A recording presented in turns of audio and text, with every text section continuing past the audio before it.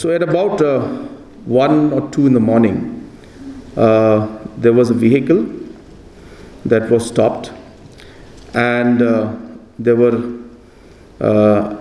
detonators and as well as gelatines that were confiscated from that vehicle.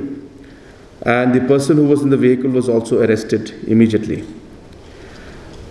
In the process, a lot of investigation was done, and we have not released the person yet because he had no documents with him.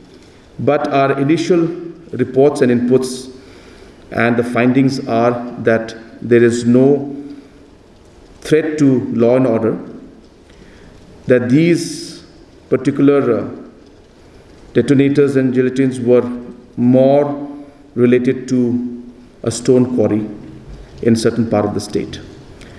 We of course are not letting it end there.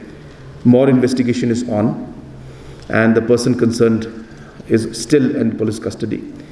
And only when we are satisfied that there will be no serious threat and there is no threat to our people and our state, only then will we take the next step.